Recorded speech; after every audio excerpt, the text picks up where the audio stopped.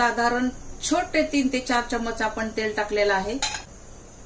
तेल छान कडकडीत गरम झालेलं आहे। जिरे आणि मोहरी आहे, दोन्ही मिक्स आहे। हे अर्धा चम्मच असतं साळ्यात।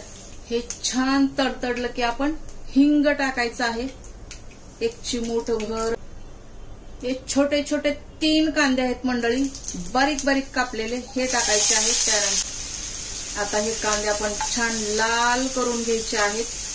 थोडासा कढीपत्ता टाकू मंडळी यामध्ये।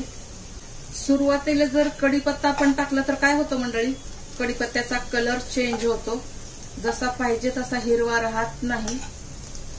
कांदा छान लाल झालेला आहे। आपण आता हे 3 टोमॅटो आहेत मंडळी, छोटे छोटे कापलेले। हे टोमॅटो आपण आता थोडंसं मीठ टाकून सॉफ्ट करून घ्यायचं आहे। मीडियम गॅस करून 30 सेकंद झाकून ठेवूया। चला मंडळी टोमॅटो चेक करू आपण। टोमॅटो छान सॉफ्ट झालेले आहेत। हा पदार्थ तुम्ही चपाती, भाकरी किंवा मग पाव याबरोबर पण खाऊ शकता।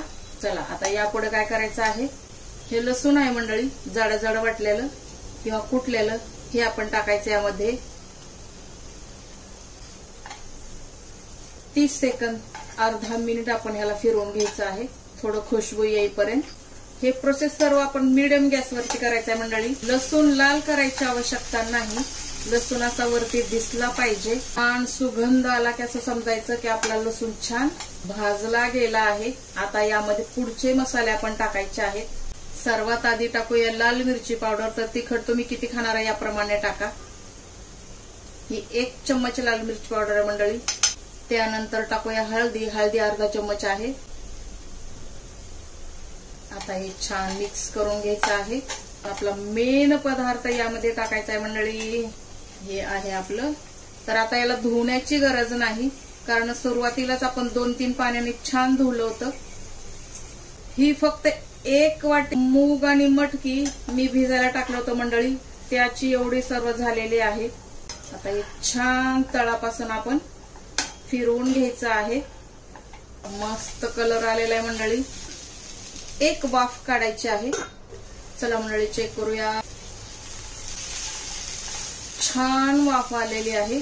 आपण काय करूया आता, थोडी सरबरीत भाजी करायची आहे आपल्याला। जर तुम्हाला पाणी नसेल टाकायचं तर तुम्ही असंही खाऊ शकता, पण मी थोडा याचा रस्सा किंवा सरबरीत बनवणार आहे। आपण गरम पाणी यामध्ये टाकायचं आहे मंडळी। आता ही तुम्ही मिसळ म्हणून पावाबरोबर खाऊ शकतो।